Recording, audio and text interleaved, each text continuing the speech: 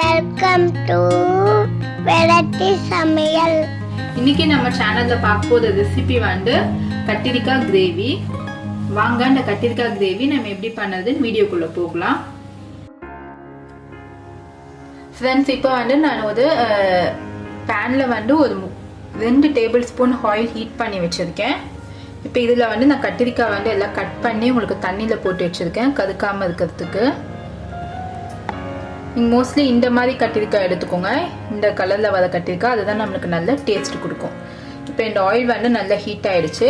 இப்போ இதில் இந்த கத்திரிக்காயை ஆட் பண்ணிடலாம்.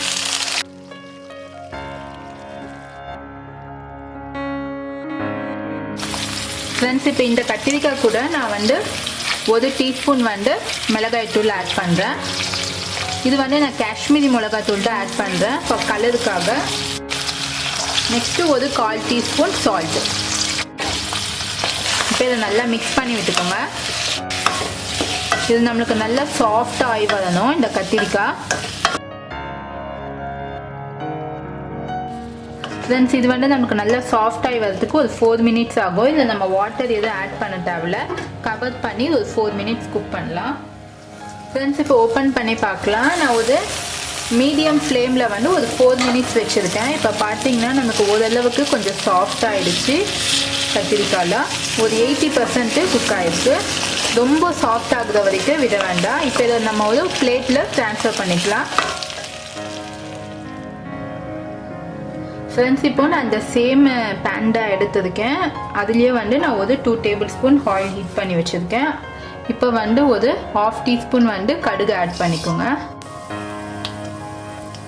இப்போ இது கூடயே வந்து வெங்காயம், ஒரு பெரிய சைஸ் வெங்காயம் பொடியாக நறுக்கினது.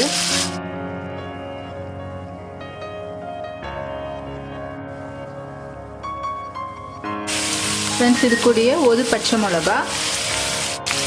நெக்ஸ்ட் ஒரு 1/2 teaspoon ginger garlic paste.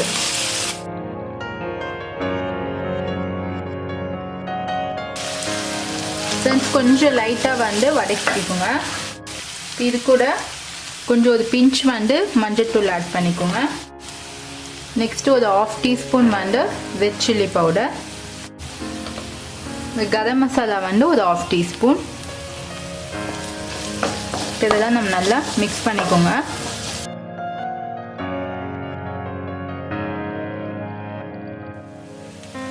Friends, இந்த ஸ்டேஜில் வந்து நான் கடலை மாவு வந்து ஒரு 1 டீஸ்பூன் எடுத்துருக்கேன். எதுக்குன்னா நம்மளுக்கு கிரேவி திக்னஸ் கொடுக்கறதுக்காக. இதையும் இந்த ஆனியனோடு போட்டு நல்லா ஃப்ரை பண்ணிக்கோங்க.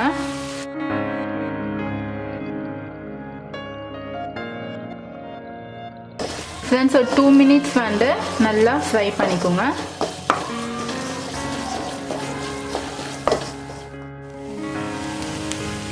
ஃப்ரெண்ட்ஸ், இப்போ வந்து நம்ம கடலை மாவு ஆட் பண்ணோம் இல்லையா, அந்த பச்சை ஸ்மெல் எல்லாம் போயிட்டு நம்மளுக்கு ஒரு கிரேவி மாதிரி ஆயிருக்கு பாருங்கள். இப்போ நம்ம இந்த ஸ்டேஜில் தயிர் ஆட் பண்ணிக்கலாம். தயிர் வந்து நல்லா கெட்டி தயிராக இருக்கணும். பார்த்தீங்கன்னா உங்களுக்கு எப்படி இருக்கு பாருங்க.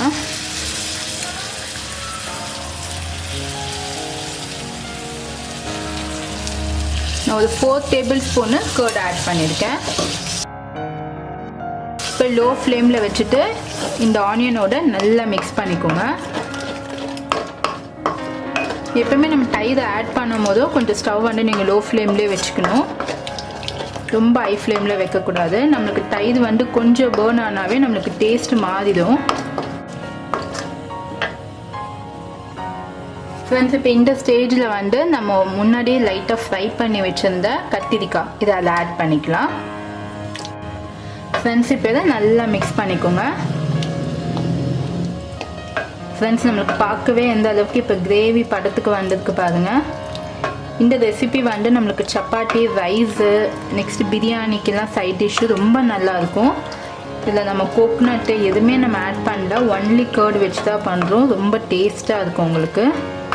இது நீங்கள் ட்ராவலிங் டைமில் கூட நீங்கள் எடுத்துக்கிட்டு போகலாம், உங்களுக்கு கெடாமல் நல்லாயிருக்கும்.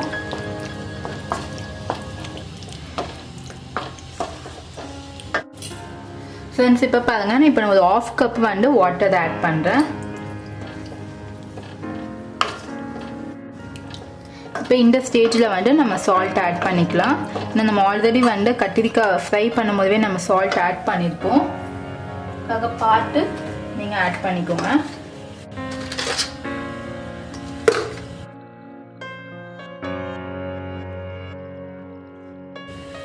ஃப்ரெண்ட்ஸ் இப்போ நம்மளுக்கு உப்பு காரம் எல்லாம் கரெக்டாக இருக்குது. ஒரு 2 to 3 மினிட்ஸ் வந்து இதை க்ளோஸ் பண்ணி கொஞ்சம் நல்லா கொதிக்க விடுங்க. அதுவும் நீங்கள் வந்து கொஞ்சம் மீடியம் ஃப்ளேம்லேயே வச்சுக்கோங்க. நம்ம கர்ட் ஆட் பண்ணியிருக்கோம், ரொம்ப ஹை ஃப்ளேமில் வேண்டாம். ஃப்ரெண்ட்ஸ் இப்போ நம்ம ஓப்பன் பண்ணி பார்க்கலாம். ஒரு 2 மினிட்ஸ் ஆயிடுச்சு. நம்மளுக்கு பாருங்கள், பார்த்தாவே தெரியும் ஆயில் வந்து எவ்வளோ ஸ்ப்ளிட் ஆகி நம்மளுக்கு வந்தது பாருங்கள். இப்போ இந்த ஸ்டேஜில் வந்து நான் கஸ்தூரி மேத்தி வச்சுருக்கேன். இதை கையிலே இப்படி நல்லா க்ரஷ் பண்ணி ஆட் பண்ணிக்கலாம். இது வந்து நம்மளுக்கு நல்ல ஃப்ளேவர் கொடுக்கும் இந்த கிரேவிக்கு.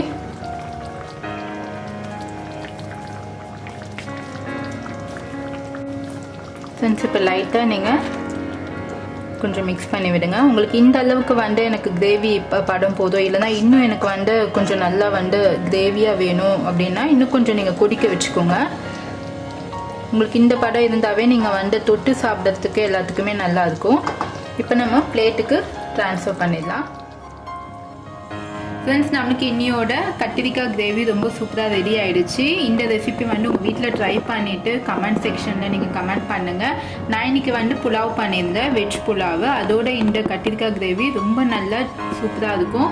நீங்கள் ட்ரை பண்ணிவிட்டு உங்கள் ஃபீட்பேக் சொல்லுங்கள். இது வரைக்கும் என்னோட சேனலை சப்ஸ்கிரைப் பண்ணுன்னா சப்ஸ்கிரைப் பண்ணிக்கோங்க. அப்போ தான் உங்களுக்கு இந்த மாதிரி வெரைட்டியான டிஷ் வந்து நீங்கள் பார்க்க முடியும்.